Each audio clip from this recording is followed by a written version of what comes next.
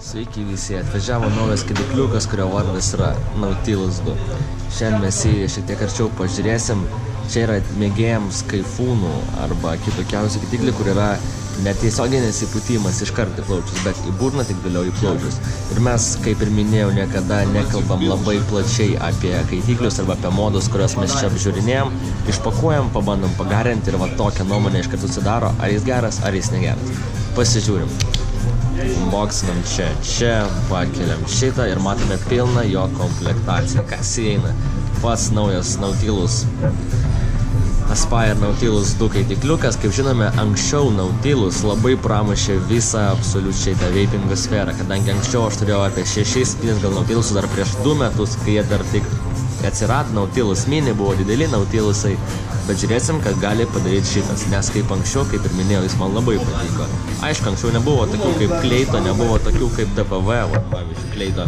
Nebuvo tokių, tai neturėjom geresnio pasirinkimo, bet išėjo nauja versija Nautilusą ir mes dabar jį pasižiūrim. Dar kalbant apie komplektaciją, čia yra dar vienas kaitinimo elementas,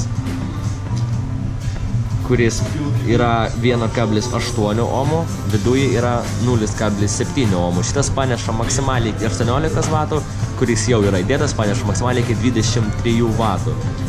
Tai ką, pažiūrim toliau. Čia yra stikliukas papildomas, tarpinės, kurios niekada gyvenime dar rimtai nenaudojau, va, tiesiog jos yra, bet niekam nėra kaip ir reikalingas. Tai yra papildomas triptipas, kuris atrodo maždaug štai taip jau uždėjus. Manau, biškelė gražiau buvo su juodu, tai mes juodą ir paliksim, pilką padėsim atgal į vietą. Dabar, kas yra svarbiausia, tai aš manau užpilti skysčio į šitą gražuolį. Kas yra pačiam kaitikliukė? Ką tik aš jau uždėjau ant iStick Power Nano. Yra apatinis airflowas, viršutinio nėra, reguliuojasi maždaug štai taip. Norint įsipil skysčio, reikia tiesiog jūsų šitą viršutinį metalinį korpusą atsukti.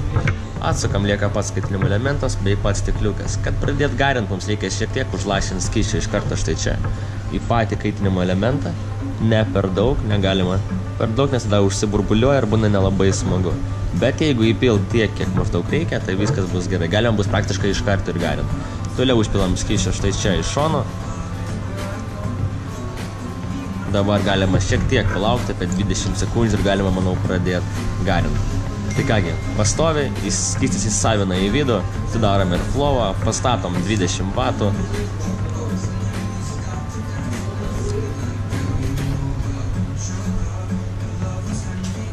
$21 vatas, tiek ir paliksim. Dabar šiek tiek, kaip ir minėjau, palaukime, galim bus pradėti pagarinti. Kągi, pabandom pagarinti. Gerai, dėl biškai pridedam iki 22,2 vatų.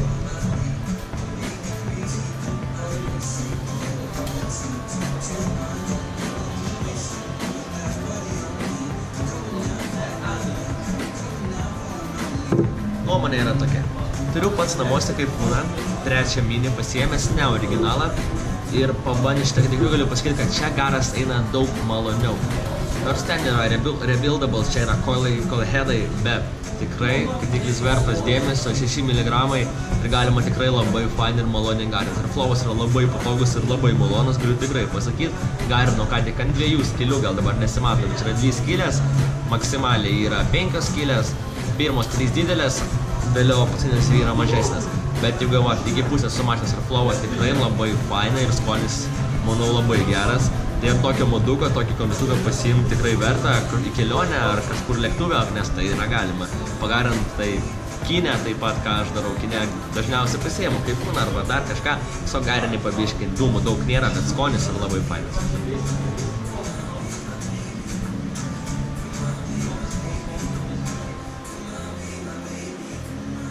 Kaip ir minėjau, negalima jo lyginti su tokiais kaip Kleito arba dar kažką, kadangi čia yra 0,16 ohmų, čia yra 0,7 ohmų, tai čia yra 5 kartus mažiau. Bet kaip kaitikliukas skirtas mažai garų, bet daug skonio ir patogiam ir maloniam įtraukimui, labai geras dalykas, tikrai.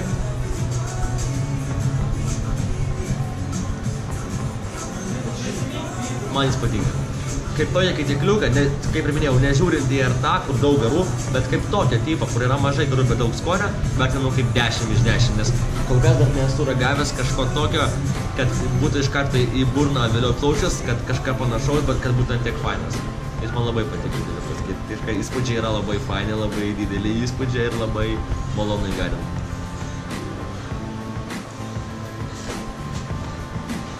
Tikrai vertas dėmesio. Kągi, to mes ir baigime, čia buvo Nautilus antras skaitikliukas, iStick Power Nano modas, 22 W ir tikrai vertinimas yra gan aukštas. Ačiū už dėmesį, su jumis buvo Vape Shop, iki kitų susitikimų kitose apžvalgose.